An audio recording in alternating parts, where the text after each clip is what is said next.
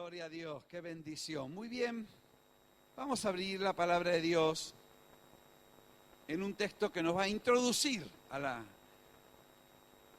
mensaje de hoy. ¿Quién se acuerda de lo que compartimos el día domingo?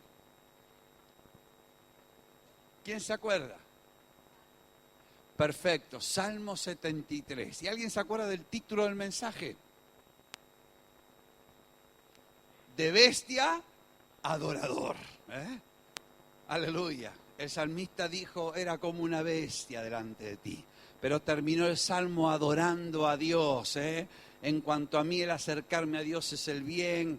El Señor es la porción de mi carne y mi corazón desfallecen, pero la roca de mi corazón es el Señor. Y qué cambio que tuvo ese hombre de Dios. Por eso intitulamos ese mensaje. Pero realmente el mensaje, ¿cuál es? Entra en el santuario. Es el tiempo para entrar en el santuario de Dios. Este es el mensaje. El título era simplemente para llamar un poco más la atención, pero el mensaje es: entra en el santuario, entremos en la presencia de Dios. Allí se nos aclaran las ideas. Allí recibimos esa luz que nos hace falta. Allí aprendemos a recuperar pasión, aprendemos a arrepentirnos, aprendemos a entender lo que ocurre realmente al fin de la vida. Así que el Señor nos está hablando en estas últimas semanas de entrar en intimidad con el Señor, de acercarnos al Señor, de adorar al Señor, sin horarios, sin lugares, como hoy recordaba la hermana Cristina. Y entonces en esa dirección vamos a introducirnos con un pasaje muy conocido, Juan capítulo 20, 19. Juan 20, 19. Dice: cuando llegó la noche de aquel mismo día, el primero de la semana, estando las puertas cerradas en el lugar donde los discípulos estaban reunidos por miedo de los judíos, vino Jesús y puesto en medio les dijo: paz a vosotros. Y cuando les hubo dicho esto, les mostró las manos y les mostró el costado. Y los discípulos se regocijaron viendo al Señor. Entonces Jesús les dijo otra vez: paz a vosotros, como me envió el Padre, así yo os envío. Y habiendo dicho esto, sopló y les dijo: recibid el Espíritu Santo. A quienes remitiereis los pecados, les son remitidos, y a quienes se los retuviereis, les son retenidos. ¿Cuántos conocían este pasaje? A ver, levanten la mano los que alguna vez habían leído este pasaje. Levanten la mano. Uy, muchos nunca lo leyeron. Pero se olvidaron. Muchos lo leyeron y se olvidaron de lo que... Bueno, no pasa nada. ¿Sabe un momento de los discípulos? Ellos estaban encerrados por miedo. Miedo a los judíos. Pero Jesús se les apareció, se les puso en medio, les ministró paz. Les dio testimonio de la resurrección. Les impartió el Espíritu Santo. ¿Saben que ahí fue cuando recibieron el Espíritu Santo? En Pentecostés recibieron la llenura del Espíritu Santo. Y les comisionó para hacer lo mismo que Él hacía, los envió. Les dio, les pasó el manto, como diríamos. Esto ocurrió en un momento de la vida de los discípulos. Y todo lo que está escrito en la Biblia te sirve, me sirve. Porque si tú y yo somos discípulos de Cristo, esto puede ocurrirnos, puede ocurrirnos. Y ahora me llamó mucho la atención que llegó la noche, estaban encerrados y estaban encerrados por miedo, ¿no? Porque básicamente era miedo. Pero Jesús no los dejó en el miedo, Jesús no los dejó encerrados. Jesús se les apareció y le dijo: paz, reciban el Espíritu Santo, salgan a hacer lo mismo que yo he hecho. Amén. ¿Cuántos están contentos con esto? Aleluya, porque ese paz a vosotros nos incluye. Y sabes, un hombre, una mujer de Dios puede pasar momentos como Asaf. El domingo vimos cómo Asaf, un salmista, ahí casi pega el resbalón. Pero no fue el único hombre de la historia que atravesó momentos críticos. Hubo otro hombre del cual quiero que hoy compartamos, que está en Primera Reyes capítulo 19. ¿De qué hombre vamos a hablar? De Elías, del profeta Elías. El profeta Elías. Aleluya. ¿Cuántos saben que el profeta Elías fue usado por Dios para hacer volver al pueblo al culto a Dios? ¿Cuántos saben eso? Uy, pocos lo saben. ¿Sabes que en tiempos donde la gente estaba que sí, que no, que sí, cuando la gente estaba a dos aguas, cuando el pueblo de Dios estaba ahí, en un tiempo donde reinaba uno de los peores reyes, el rey Acab, con una esposa que era peor que él, llamada Jezabel, donde ellos sostenían 450 falsos profetas de Baal y 400 profetas de Acera, donde ellos sostenían todo un culto a Baal y a Astarté, a Acera, donde la idolatría era sostenida por el Estado, donde los falsos profetas eran usados por Jezabel y por Acab para controlar a la gente, donde 10 millones de israelitas, que se calcula que era la población, se inclinaban, estaban, bueno, será Dios, o tal vez Baal parece más bueno que Jehová. Bueno, Jehová tiene lo suyo, pero Baal también tiene lo otro, y estaban así, ¿no?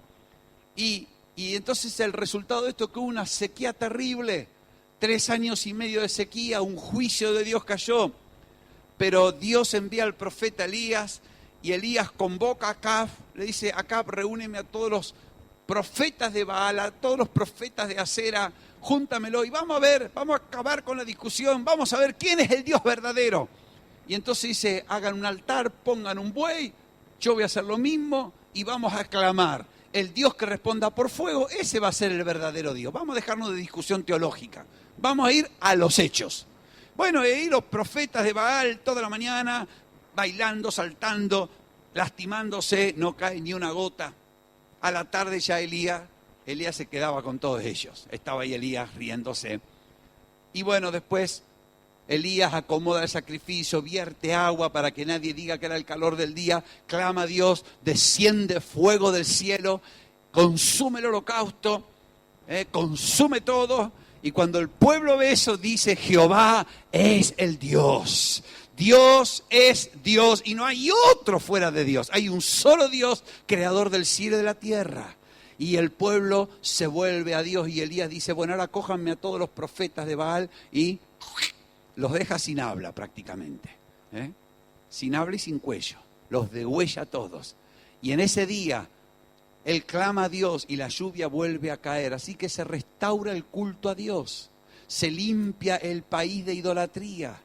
Vuelve la prosperidad, vuelve la lluvia, una obra gigantesca. Elías es el hombre usado por Dios para hacer volver un pueblo, una nación a Dios. Por eso la Biblia habla del espíritu y el poder de Elías. Ahora, sin embargo, dice que cuando Acab, Primera Reyes capítulo 19, verso 1, Acab le dio a Jezabel la nueva de todo lo que Elías había hecho y cómo había matado a espada a todos los profetas. Acab va y le cuenta a Jezabel. Las malas lenguas dicen que en este matrimonio la que llevaba los pantalones era Jezabel. Que Jezabel, aunque Acab era el rey, Jezabel detrás de él, en una forma oculta, controlaba todo, que Jezabel era realmente la que promovía el culto a Baal, el culto a Acera, que Jezabel era una sacerdotisa de dioses extraños, y entonces que Acab era un hombre influenciable, un hombre débil, un hombre manipulable, un hombre que realmente, por eso dice que Acab le da el reporte de todo lo que Elías había hecho y de cómo había matado a espada a todos los profetas. Y entonces envía a Jezabel a Elías un mensajero diciendo: así me hagan los dioses, porque ella adoraba a los dioses, y aún me añadan, si mañana a estas horas yo no he puesto tu persona como la de uno de ellos. Dice: que mis dioses me corten a mí la cabeza, si yo mañana no te corto la cabeza a ti. Dicen los que entienden que el objeto de este mensaje no era realmente asesinarlo, porque si hubiera querido matarlo le hubiera mandado 2 sicarios. Pero el mensaje tenía otro propósito y lo logró, porque dice: Primera Reyes 19:3.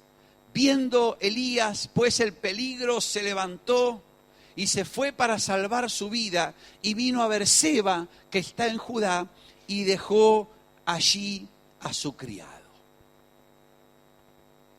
Elías era un profeta de Dios que trabajaba sobre todo en el reino del norte, en el norte de Israel. Sin embargo, cuando recibe el WhatsApp de Jezabel, coge la moto y se va para el sur. Dios lo había llamado a servir en el norte y él, cuando oye, ve el peligro y escapa, patitas, ¿para qué te quiero? Y se va al sur del país, a Berseba, que está en Judá. Y allí deja al criado, como diciendo, no sea cosa que a este me lo torturen y delate donde yo me voy a esconder, o no sea cosa que me lo torturen por mi culpa, así que lo dejo y él sigue el camino solo. Lo primero que ocurre con este hombre de Dios, que había conquistado una gran victoria espiritual, que había vivido una gloria impresionante, que había sido usado para que una nación se vuelva a Dios, que había tenido una manifestación de poder sobrenatural porque descendió fuego del cielo y consumió un holocausto. Después de esta gran victoria, de esta vivencia espiritual tremenda, lo primero que ocurre es que Elías oye al enemigo y escapa. Huye de su lugar. Se escapa. Se escapa. Dice Primera Reyes 19:4, que se fue por el desierto y caminó un día. Y vino y se sentó debajo de un enebro, deseando morirse. Y dijo, basta ya, Jehová, se acabó. Señor, hasta aquí. Ya no más. Tiro la toalla. Señor, basta. Suficiente. Quítame la vida, Señor. Yo no soy mejor que mis padres, Señor. Yo no sirvo. Yo no doy la talla. Yo no sirvo para este trabajo.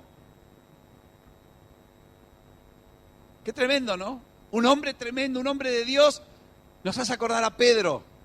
Pedro, el que cuando fueron a apresar a Jesús, saca la espada y le corta la oreja al siervo del sumo sacerdote. Que Jesús dice, quieto Pedro, guarda la espada.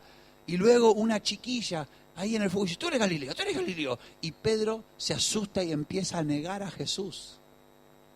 Qué tremendo, ¿no? Como hombres que vivieron la gloria de Dios, de pronto, ante la presión, ante la acusación, se asustan, escapan, niegan. Y el siguiente paso es decir, ya está, se acabó. El siguiente paso es decir, es mi final, hasta aquí llegamos. Mejor hago el testamento. Mejor me jubilo, me pensiono. Esto no es para mí. Dice en Primera Reyes, capítulo 19:9, que Elías se metió en una cueva. Se metió en una cueva. Y allí pasó la noche.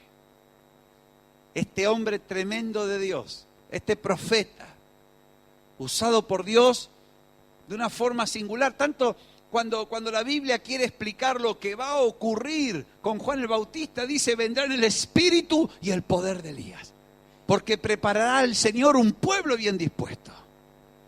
El espíritu y el poder de Elías es un paradigma en la Biblia, es un modelo en la Biblia. Como obró la unción en Elías, es algo que sigue obrando hasta el día de hoy. Sin embargo, Elías oyó al enemigo y huyó. Juzgó que ya no era digno, que ya no servía, que ya se autopensionó, se hizo el finiquito él mismo, se despidió él mismo del ministerio. Y Lo tercero que hace es encerrarse. Se mete en una cueva. Se mete en una cueva. Los discípulos se metieron ahí encerrados por miedo a los judíos. Pues fíjate, Elías por miedo a Jezabel se encerró en una cueva y así pasó la noche. Y dice que vino a él la palabra del Señor y el Señor le dijo: ¿qué haces aquí, Elías? ¿Qué estás haciendo aquí? Yo te puse en el norte y tú estás aquí en el sur. Yo te quiero ahí y tú estás encerrado en tu cueva. ¿Qué estás haciendo, niño? Si Dios fuera andaluz de ahí, ¿qué haces tú aquí? Y él responde, Elías le responde, verso 10 y verso 14, le dice 2 veces lo mismo. He sentido un vivo celo por Jehová, Dios de los ejércitos. Señor, mi amor por ti me consume. Señor, te he amado. Señor, he vivido por ti. Porque los hijos de Israel han dejado tu pacto. Los hijos de Israel han derribado tus altares. Los hijos de Israel han matado a los profetas, a tus profetas. Y Elías le da una respuesta que no tiene nada que ver con lo que había ocurrido. Porque Elías no le dice: Señor, he sentido un vivo celo por ti. Israel se ha vuelto a ti, Señor. Y los profetas falsos, yo les he cortado la cabeza. No están más. No, él le da una respuesta, parece que está leyendo un periódico antiguo. En esa cueva, Elías se encierra y vuelve al pasado. Se encierra en el pasado. Cuando yo amaba a Dios con locura. Cuando los hijos de Israel abandonaban a Dios. Cuando mataban a tus profetas y derribaban tus altares. Y le da una respuesta a Dios que es correcta, pero está atrasada en el tiempo. ¿Me estoy explicando? Se encierra en el pasado. Cuando uno oye al enemigo y escapa y abandona el lugar donde Dios lo ha puesto. Cuando uno mismo juzga su vida y decreta que ya se acabó el tiempo de servir. Cuando uno mismo empieza a decir: no, mi tiempo aquí terminó. Esa frase que yo he escuchado de muchos creyentes cuando se quieren ir a una iglesia: pastor, mi tiempo en esta iglesia ha terminado. Lo tercero es encerrarse, aislarse en un pasado. Cuando yo amaba a Dios y los demás eran una porquería y yo, claro, era el mejor.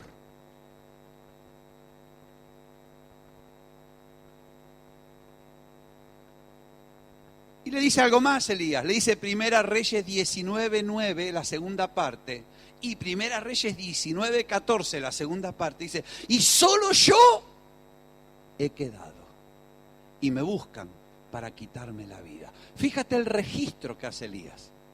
Del pasado se va al presente, pero no dice nada de la gloria que bajó en el Monte Carmelo. No dice nada del fuego que descendió. No dice nada de cómo Dios le dio victoria frente a los falsos profetas. No dice nada de cómo el pueblo se arrepintió y confesó que solo Dios era Dios. Se olvida, borra eso. Del pasado se va al presente. Dice: solo yo he quedado y me buscan para quitarme la vida. Qué tremendo, hermano. ¿Cómo puede un hombre usado por Dios de esa forma obviar el relato? Pero yo he visto mucho en creyentes que cuando dan crédito a la voz del enemigo y escapan abandonando su lugar y juzgan y decretan que ya se terminó su tiempo, su vida o lo que sea, su ministerio, y se encierran en la cueva, se refugian en un pasado glorioso, un pasado lindo donde ellos amaban a Dios aunque el resto del mundo estaba perdido, y obvian, parece que borran del disco duro la gloria de Dios. Quitan de la memoria cómo Dios los usó. cómo Dios los respaldó, cómo Dios los victoria. Elías se plantó delante del rey Acab, un malvado, un perverso, un desgraciado, delante de 450 profetas de Baal y 400 profetas de Acera, y se plantó y dijo: los desafío, el Dios que responda por fuego, ese va a ser el Dios. Y se plantó con un valor que solamente Dios te lo da. Era un solo hombre. Cualquiera podría haberlo atravesado de un lanzazo, cortarlo en pedacitos, pero Elías, con ese valor sobrenatural, se planta. Y se cumplió ese dicho que dice: si Dios es por nosotros, ¿quién contra nosotros? Mayor es el que está conmigo que el que está en el mundo. Y tuvo victoria. Pero todo eso desaparece de la memoria de Elías. Yo he hablado con muchos creyentes que parece que se olvidan de toda la bendición, se olvidan de las victorias, se olvidan de todo lo que Dios hizo, y llegan a esta conclusión: yo solo he quedado y encima me buscan para quitarme la vida. Soy un refugiado político, soy una víctima de las circunstancias, soy el 21, me llamo Soledad Solita.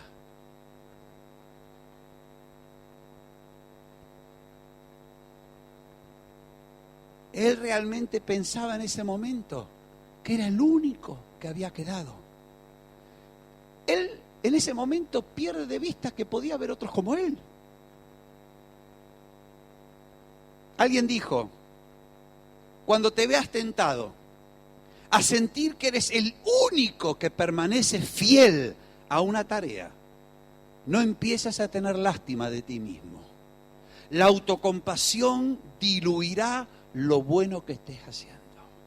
Y Elías estaba ahí en plan: pobre de mí, mírenme a mí, el único que he quedado, y encima me quieren borrar del mapa. Estaba centrado en sí mismo. Él estaba contando cuántas pelusas tenía en su ombligo. El universo ya no existía, lo único que existía era él. Solo yo he quedado y solo en mí yo pienso. Se había vuelto egoísta, egocéntrico. La autocompasión lo estaba inundando.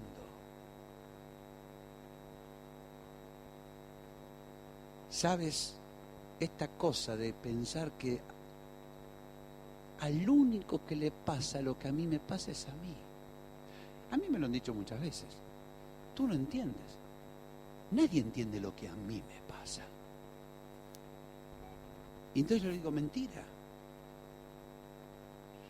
Claro, porque cuando alguien está en plan autocompasivo, uno le responde esto y te gruñe. Dice: ¿cómo? Yo quiero que me abrace, quiero que me bese, cógeme la mano, dame un pañuelo.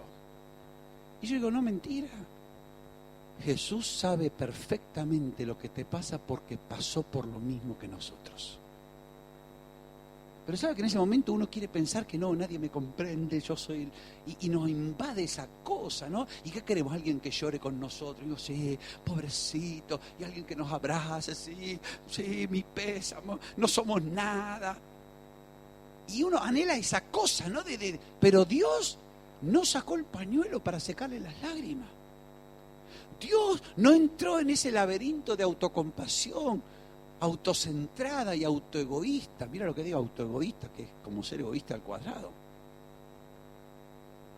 No, porque ¿sabes una cosa? Este proceso que vivió Elías lo había llevado a una cueva, a una cueva, a una cueva. Y Dios no nos llamó a vivir en cuevas. Dios no nos hizo ni murciélagos, ni topos, ni ratones para vivir en cuevas. No hay ningún versículo que diga eso. ¿Qué es lo que llevó a Elías a una cueva? Bueno, lo que dijimos: oír al enemigo, huir abandonando el lugar que Dios le había dado, juzgar a sí mismo que ya había llegado al fin de su trayectoria, autojubilarse, autopensionarse.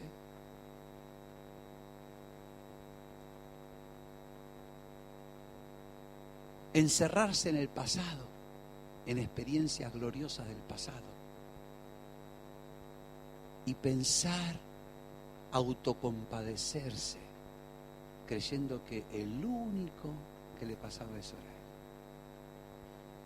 él. Y hermanos, hermanas, eso mismo es capaz de llevar a cualquier creyente a una cueva. Repito, el mismo proceso pueden llevar al mejor creyente a una cueva. Elías era un hombre de Dios, no era un creyente que estaba viendo si aceptaba a Jesús. Sin embargo, ese proceso lo lleva a una cueva. Y desde ya te empiezo a decir que Dios no quiere que estemos en una cueva. Así que el Señor nos advierte que no escuchemos la voz del enemigo para huir y abandonar el lugar que Dios nos ha dado. Dios nos advierte que no juzguemos nosotros mismos si ahora es el momento de dejar o no. Eso le corresponde al Señor. La jubilación la tiene que dar el Señor, no yo. En el reino de Dios no existe jubilación anticipada. Y lamento decir, no existe jubilación. No hay ningún versículo que diga que una persona a partir de los 65 años ya no trabaja más para Dios. Pero muchos dicen, no, ya, a mi edad ya no estoy para servir. Bueno, no hay. Hermanos, el Señor nos advierte que no juzguemos nuestra vida para poner los límites. El Señor no nos advierte por la misma vida de Elías, te lo estoy diciendo. Que no nos encerremos en las experiencias gloriosas del pasado. Cuando yo amaba a Dios en medio de un pueblo que no amaba a Dios, pero yo estaba ahí. Que no nos autocompadezcamos. La autocompasión no es de Dios, la compasión es de Dios, la autocompasión no. La compasión de Dios la necesitamos todos los días, la autocompasión es un veneno, porque me hace sentir que yo soy la víctima, y como yo soy la víctima y los demás son los culpables, yo no puedo arreglar nada, si ellos no cambian, yo no cambio. Algunos hermanos hablan del espíritu de Jezabel. Hablan de que esta mujer Jezabel era como la encarnación, la muestra gratis de un demonio que obra en el pueblo de Dios. Y dicen estos hermanos, y no me parece descabellado, que este demonio que actuaba en la vida de Jezabel, evidentemente la muchacha estaba endemoniada hasta las orejas, porque ella sacrificaba ídolos, así que todo el día le estaba dando culto a los demonios. Alguno estaría viviendo con ella, ¿o no? Y dice que este espíritu de Jezabel lo que produce es un gobierno débil, un reinado flojo, hombres manejables, débiles en lo espiritual y débiles en el carácter, tanto en el hogar como en la iglesia. El espíritu de Jezabel se manifiesta en la destrucción del sacerdocio familiar. Si Dios quiere que el hombre sea el sacerdote del hogar, el espíritu de Jezabel quiere que sea un pollito más del hogar. Es decir, busca varones pasivos, desobedientes a Dios. Busca mujeres que tomen el control, el dominio, para desviar del culto a Dios a los demás. Es decir, el espíritu de Jezabel produce un cuerpo controlador, manipulador, que trata de seducir y controlar, aún a través de la sensualidad y del erotismo, que usa técnicas de control. Al mismo tiempo, dicen los hermanos que han estudiado estos temas, es interesante, yo no digo que esto es doctrina, pero produce que la mujer no cohabite con el hombre como esposa, sino controle. Y en la iglesia se manifiesta en personas que se acercan al liderazgo para controlar el liderazgo. No para estar realmente en una actitud de sujeción y obediencia real, sino intenta acercarse a lugares de influencia para controlar mejor. Y intentan tener un lugar de influencia, a menudo a través de revelaciones, de falsas profecías. Pelean por influir en el liderazgo de una o de otra manera, aunque sea en forma oculta. Atraen a los miembros débiles de las iglesias y empiezan a esclavizarlos con halagos, salamería y luego falsas profecías. Buscan personas que están en rebelión, personas que han sido heridas o personas que están resistiendo a la autoridad para manipularlas mejor. Y luego crear chisme, división, contienda. Bueno, dice Apocalipsis, tengo algo contra ti, que tienes a esa mujer llamada Jezabel, que enseña a mis siervos a fornicar, dice el Espíritu Santo. No es que esté hablando exactamente de la mujer, sino de un espíritu, que se puede manifestar también en varones, no solamente en mujeres. Pero es un espíritu que lleva a resistir, a tener amargura hacia las figuras de autoridad, sean varones, sean padres, sean líderes, sean pastores. Un espíritu que no quiere someterse. Un espíritu que se maneja con la inseguridad y trata de destruir al pueblo de Dios. La Biblia dice, ¿quién subirá al monte de Jehová? Salmo 24:3. ¿Quién estará en su lugar santo? El limpio de manos, el puro de corazón, el que no ha elevado su alma a cosas vanas, ni jurado con engaño. Él recibirá bendición del Señor y justicia del Dios de salvación. Tal es la generación de los que le buscan, de los que buscan tu rostro. En Israel, en el Israel de Elías, Jezabel promovía el culto a los dioses paganos. Elías confrontaba al pueblo para adorar al único Dios verdadero.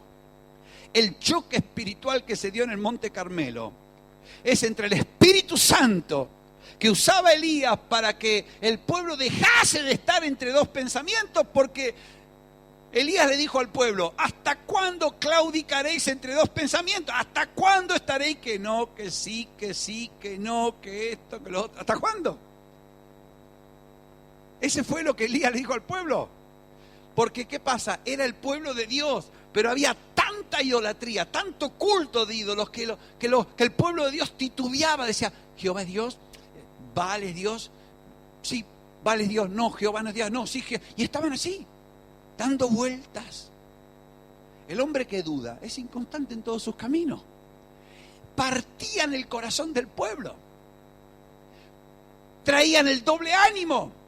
¿Saben? Cuando una persona tiene doble ánimo, es inconstante en todos sus caminos. ¿Por qué? Porque por un momento ama a Dios con todo el corazón y por otro momento ama el canario con todo el corazón. Hoy está adorando a Dios a tope, mañana está cuidando el canario a tope, entonces un día está en el culto, otro día no lo ves. ¿Qué pasó? Uno dice, ¿tiene doble personalidad? No es doble personalidad, es doble corazón, doble ánimo. Y partían el corazón del pueblo. Ese es el espíritu de Jezabel, divide, parte la atención. El Espíritu Santo decía, Dios es Dios, digno de ser adorado, digno de ser amado. Aleluya. Y Dios respaldó a Elías en el Monte Carmelo. Y el pueblo terminó diciendo, Jehová es el único Dios verdadero. Y, ¿saben una cosa? Cuando leía esto, yo no soy personalmente muy afecto a estas cosas porque, bueno, hay hermanos que estudian, hablan del espíritu de Jezabel, del espíritu de Absalón, del espíritu de esto y lo otro. No soy muy dado, los que me conocen saben que en mis predicaciones no. Pero cuando leí esto digo, ajá, te cogí, te agarré. Yo no sé si es el espíritu de Jezabel, o de Jezabal, o de Jezalín. Pero es un espíritu inmundo que obra en nuestra tierra. Esto sí que te lo digo de parte del Señor. Es un espíritu inmundo. ¿Qué hace el espíritu inmundo este? Aparta tu atención, escúchame, aparta tu amor del único Dios verdadero. Parte tu corazón.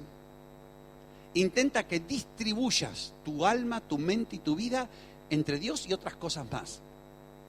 Te debilita en tu autoridad espiritual. Y si eres varón, intenta debilitarte como varón de Dios. Intenta que no seas el sacerdote del hogar. Intenta que no ocupes tu lugar espiritual. Intenta que no lleve los pantalones espirituales. No hay que usar pantalones carnales, esos son muy malos. Los espirituales. Intenta que no seamos el esposo que Dios quiere que seamos. Intenta fragmentar, dividir, disminuir, inferiorizar, desacreditar, menospreciar el lugar de honra que Dios le da al varón en el matrimonio. El lugar de honra que Dios le da al liderazgo. El espíritu de Jezabel ataca el liderazgo. No quiere líderes sanos, no quiere líderes fuertes, no quiere líderes consagrados, no quiere líderes, quiere marionetas. No solamente en los varones, también en las mujeres. ¿Para qué? Para hacerse con el control.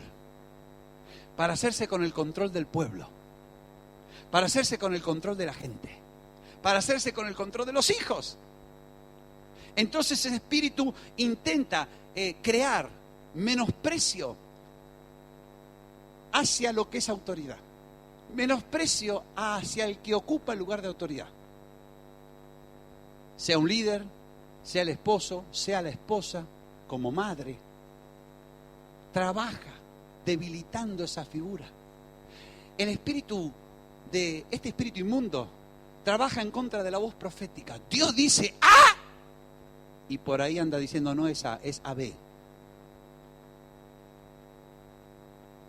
Intenta que no escuche la voz profética, sino que escuche su voz, porque si escuchas su voz tendrás miedo, huirás y abandonarás el lugar que Dios te ha dado. ¿Entiendes?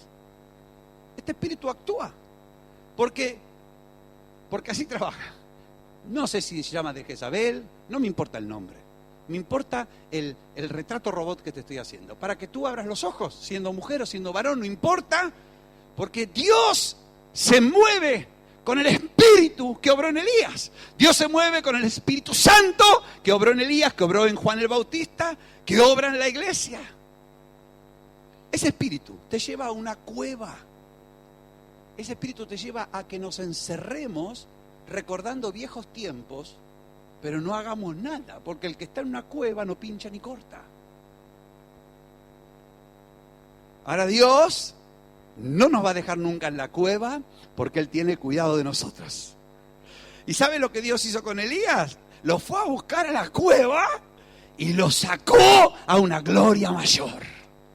Y el mismo Espíritu Santo que obró con Elías está con nosotros para sacarnos de la cueva y llevarnos a una gloria mayor. ¡Aleluya! ¿Cuántos quieren saber cómo Dios te lleva a una gloria mayor? Porque esto sí que no tiene desperdicio. Mira qué lindo, y lo digo rápido, pero lo voy a decir. Primero, me gustó mucho esto. Primera Reyes 19, 5, 6. Dice que echándose debajo un enebro, se quedó dormido. ¿Te acuerdas que en el enebro cuando Dios le dijo, cuando Elías dijo, ay Señor, me quiero morir, basta ya, yo me pego un tiro, no pegarme un tiro queda muy feo, ¿qué van a decir? Que he sido creyente, van a decir, ¿cómo el evangélico se suicidó? Bueno Señor, llévame, mátame, yo me quiero morir. A veces puede ser que nos agarre eso, Señor, y tengo una gana de morirme, basta ya Señor, no aguanto más. Pero dice que Dios allí en el enebro, Él se queda dormido y le manda un ángel. Y el ángel le tocó y le dijo, levántate y come. Y entonces él miró y a la cabecera había una torta cocida sobre las ascuas y una vasija de agua. Y comió y bebió y volvió a dormirse. La Biblia dice en Salmo 34:7 que el ángel de Jehová acampa alrededor de aquellos que le temen y los defiende. ¡Aleluya! Dios no dejó a Elías en la cueva. Dios lo fue a buscar a la cueva. Dios no te va a dejar encerrado, aislado en tu pasado, en la autocompasión, en la tristeza, en la depresión, diciendo hasta aquí llegué, yo no doy más de mí. Dios no te va a dejar encerrado en el miedo, en el temor. Dios no te va a dejar lejos del lugar que Él preparó para ti. Dios no te va a dejar ahí tirado y abandonado. Él envía a su ángel. Aleluya, y lo primero que hace Dios, qué maravilloso, es cuidarte. Y dice, niño, necesitas comer y dormir, come y duerme. Qué bonito es el Dios. La Biblia dice que hagamos todo para el Señor, que comamos para el Señor, que durmamos para el Señor. ¿Es malo dormir? No. ¿Es malo comer? Tampoco. Si lo hacemos para el Señor. Dios usa el descanso. Dios usa. ¡Qué tremendo! Pero sabes que no se quedó ahí. Primera Reyes 19:7 dice, volviendo el ángel de Jehová. Ahora dices el ángel de Jehová. El primero era un ángel. Ahora viene el ángel de Jehová. ¿Quién es el ángel de Jehová? El Hijo del Dios viviente es el ángel de Jehová. Ahora Dios no manda un ángel, baja en persona. Es una teofanía. Viene el Hijo de Dios. ¿Me está prestando atención? Viene el Hijo de Dios en persona. Ya no te manda el camarero. Viene el dueño del restaurante y te dice, escucha, levántate y come. Largo camino te resta. ¡Aleluya! Tú dices que hasta aquí llegaste. Yo te digo que largo camino te resta. Tú piensas que no vas a dar un paso más y el Señor dice, largo camino te resta. Tú pensaste que es el final de tu vida espiritual, el Señor dice, largo camino te resta. Tú pensaste que han conquistado todas las cimas espirituales y ahora puedes retirarte y disfrutar viendo tus trofeos, tus copas. No, el Señor dice, levántate y come, recibe fuerzas, largo camino te resta. Dale un aplauso al Dios que tiene un largo camino todavía. ¡Aleluya! Dios le estaba diciendo a Elías, tú dices que se te acabó la pila. Yo te digo, tienes pila para rato. Y fíjate, dice, se levantó pues, comió y bebió. Y fortalecido con aquella comida, caminó, ¿cuántos días? ¿Y cuántas noches? 40 días y 40 noches. ¿Qué tenía ese bocadillo? ¿Qué tenía ese pan?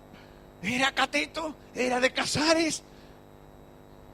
¿Qué le dio Dios? Con una sola comida le metió pila para caminar 40 días y 40 noches. Ayunó 40 días y 40 noches después de que Dios le dio esa comida. ¿Cuántos kilómetros caminó? 480 kilómetros sin parar, más que el conejito Duracell.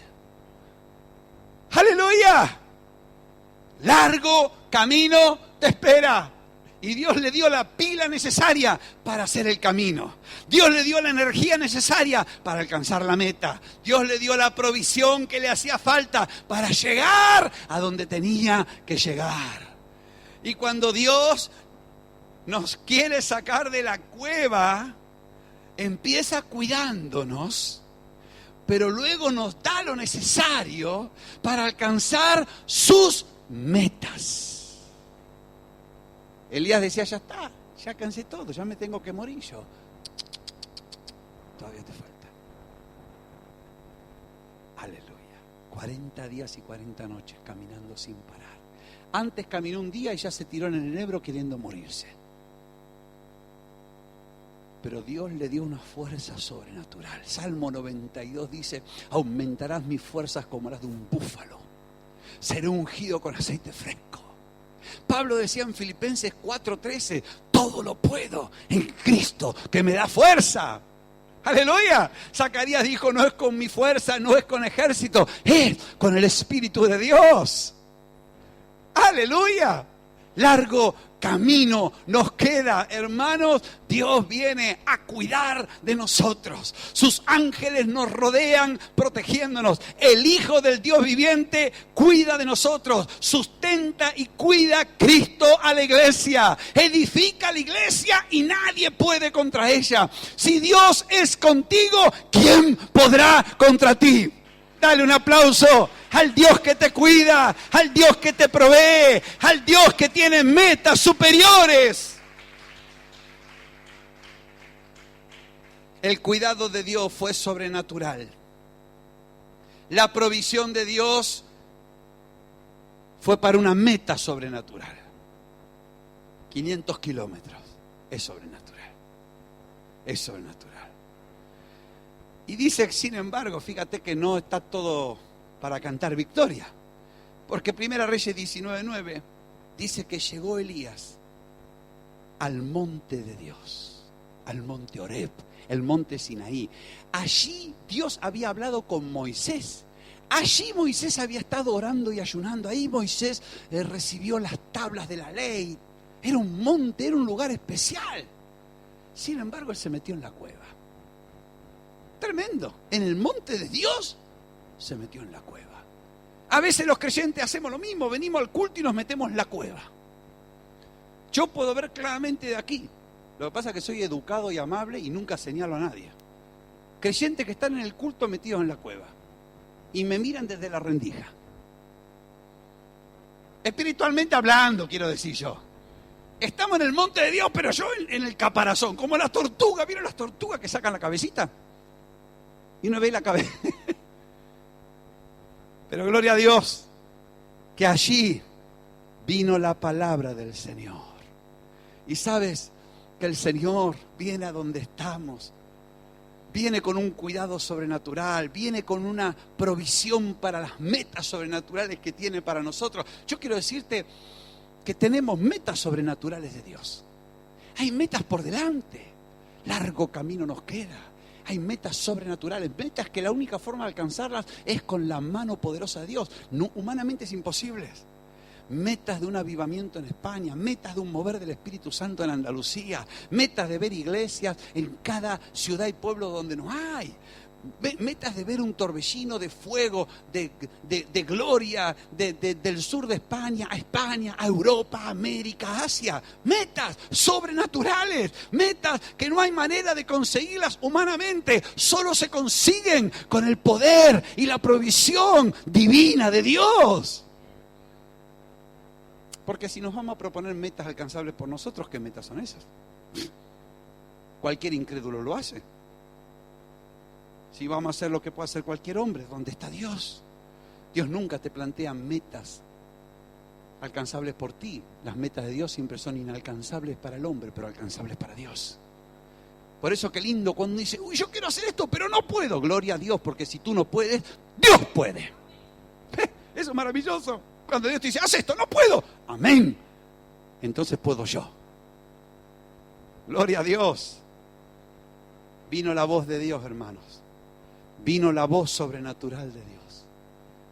Oh, cuando el Señor te quiere llevar a una gloria mayor, viene la voz sobrenatural de Dios. ¿Qué haces aquí, Elías? Con suavidad y con cariño dice, no estás donde yo quiero que estés. No es este el lugar que preparé para ti. No viene a regañina, no viene a castigar, viene a decir, no estás donde yo quiero. ¿Qué estás haciendo? Piensa, a ver, ¿qué estás haciendo en la cueva? Mirando los murciélagos, pasando frío. ¿Qué estás haciendo en la cueva? ¿Qué hay en la cueva? No hay nada en la cueva. ¿Escapando de qué? ¿De quién? ¿Quién está afuera? A ver, ¿hay alguien que te está persiguiendo afuera? No, no había nadie. Jezabel era perro que ladra y no muerde, porque ni le mandó un ejército detrás.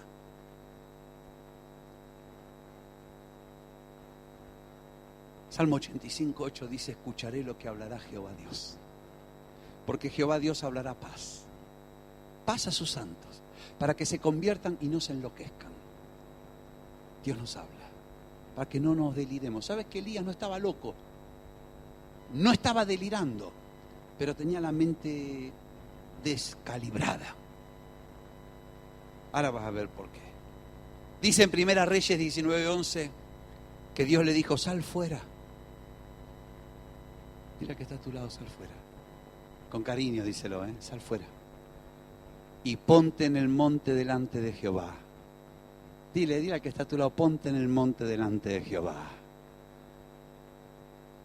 No nos escondamos más, hermanos. Dejemos el caparazón. Ponte en el monte delante de Jehová. ¿Sabe lo que le dijo Dios a Elías? Dice Elías, yo no estoy en este lugar. Unos metros más adelante. Elías, si quieres venir conmigo, tienes que salir de la cueva. ¿Sabes? Dios está siempre con nosotros. Pero a veces dice, no estoy donde tú estás. Muévete. Sal de ahí. Sal de ahí. Dios estaba con Elías, claro, lo estaba cuidando. Pero dice, Elías, no estás en el lugar donde yo quiero venir. Dice que Jehová pasaba y un poderoso viento rompía los montes. ¿Sabes lo que es un viento que rompe montes? Y quebraba las peñas. Empezó a soplar un viento que las rocas se partían. Pero Jehová no estaba en el viento. Tras el viento vino un terremoto. Jehová no estaba en el terremoto. Y tras el terremoto vino un fuego. Pero Jehová no estaba en el fuego. Y Elías en la cueva. Estaba cabezón Elías ese día. Estaba ahí. No, yo de la cueva no salgo. Ni aunque Dios me haga un terremoto afuera, yo no salgo. Ni aunque Dios me pegue un grito. Mira, Lázaro estaba en una cueva, muerto. Jesús le pegó un grito y Lázaro salió. Pero acá Elías estaba empacado. Yo no salgo. Estaba como una bestia, ¿viste? Así. Ahora dice, y tras el fuego vino un silbo apacible y delicado. Y cuando Elías oyó el silbo, yo esto no lo entiendo bien, porque un silbo, ¿qué es? Tal vez Dios lo llamaba así, Elías.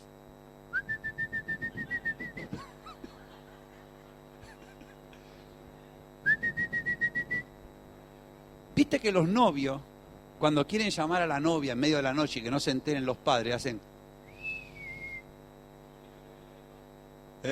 Más de un novio ha hecho eso.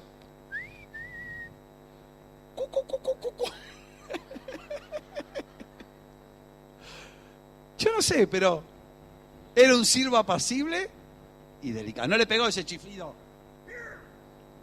No, apacible y delicado. Y dice que cuando Elías escuchó ese silbo, se cubrió el rostro con el manto y salió y se puso a la puerta de la cueva. Y vino a él una voz diciendo, ¿qué haces aquí, Elías? Le dijo Jehová, ve, vuélvete por tu camino. Elías, no estás donde yo quiero que estés, vuélvete. Arrepiéntete. Elías, la cueva no es tu lugar. Yo te llamé como profeta allí, vuélvete. Jesús le dice a la iglesia, has dejado tu primer amor. Arrepiéntete y haz las primeras obras. Vuélvete por tu camino, vuélvete por el desierto de Damasco y llegarás y ungirás a Hazael por rey de Siria. A Jehú, hijo de Nimsi, ungirás por rey sobre Israel. Y a Eliseo, hijo de Safat de Abel Meola, ungirás para que sea profeta en tu lugar. Y el que escapare de la espada de Hazael, Jehú lo matará. Y el que escapare de la espada de Jehú, Eliseo lo matará. No tenemos tiempo para hablar de la historia, pero Dios usó al rey de Siria para juzgar el pecado del pueblo de Israel. Y dice que cuando Dios le habla, le dice a Eliseo, Elías, vuélvete y completa tu tarea. Unge a Hazael, a Jehú y a Eliseo para que sea profeta en tu lugar. Eliseo va a continuar la tarea que empezaste. Eliseo va a proseguir la obra que yo empecé contigo. Todavía no terminaste tu trabajo. Y dice la Biblia que Elías le hizo caso y se volvió. Y Primera Reyes, capítulo 19, dice que halló a Eliseo, hijo de Safat, que araba con 12 yuntas delante de sí, y él tenía la última. Y pasando Elías por delante de él, echó sobre él su manto, que era la forma de decirle, vas a ser profeta en mi lugar. Pero atención, en Primera Reyes 19, 18, Dios le dice algo más. Yo haré que queden en Israel 7,000 cuyas rodillas no se doblaron ante Baal y sus bocas no lo besaron. Elías pensaba que era el único profeta. Elías pensaba que estaba solo. A veces pensamos que somos los únicos que nos pasan las cosas, que no hay nadie con nosotros. Y Dios dice, tengo 7,000 como tú. De solo nada, de sola nada. Hay 7,000 como tú. Tú eres fiel, tengo 7.000 fieles. Tú me amas, tengo 7.000 que me aman. Y 7.000 es un número simbólico, es un número perfecto. 7 por 1.000. Es el número de Dios a tope. Tengo todo lo que hace falta, no estás solo. No te preocupes. No estás solo. Mira, tú no estás solo, nosotros no estamos solos, no somos la única iglesia. No, que fulano adora a Baal, que Mengano está en la tontería. Hay 7.000 que aman a Dios. Hay un remanente que ama al Señor. Y la obra de Dios nunca se detiene por los errores de algunos. Elías pensaba que si lo mataban a él se acababa la obra de Dios. Dios le dice, mira chico, tengo 7.000 repuestos como tú. Si tú te rompes, tengo 7.000 repuestos. Mi obra no va a parar. Dios hará todo lo que ha determinado de mí. Aleluya, Él cumplirá su propósito en mí. Él hará su obra. Nadie va a detener al Señor con lo que cuando el Señor dice va a haber esto, eso lo va a ver. Pero Él dice, quiero que tú estés ahí.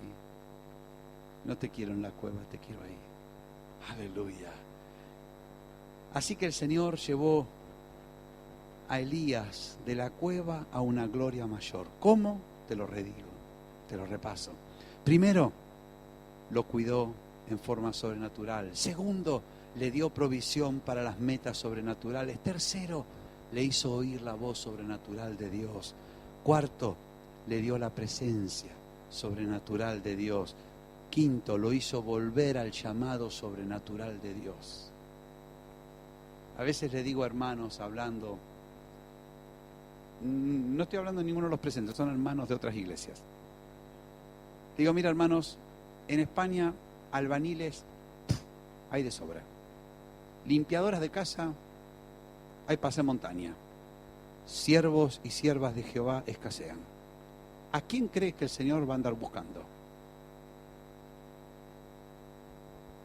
¿Qué piensas que le va a interesar más al Señor que tú hagas? ¿Que limpies casa, que pongas ladrillo o que le sirvas? A ver, ¿qué piensas tú? ¿Qué será más necesario para la obra de Dios? ¿Más limpiadores y albañiles o más siervos y siervas? Entonces dediquémonos a lo que está mejor pagado. ¿Sabes? En los días que no hay empleo, en el INEM de Dios hay carteles pidiendo gente por todas las paredes. Aleluya. Recuperó la visión sobrenatural. Y lo último y más lindo, se multiplicó sobrenaturalmente. Querido, querida, no te puedes morir antes de haber ungido a alguien que haga la obra en tu lugar.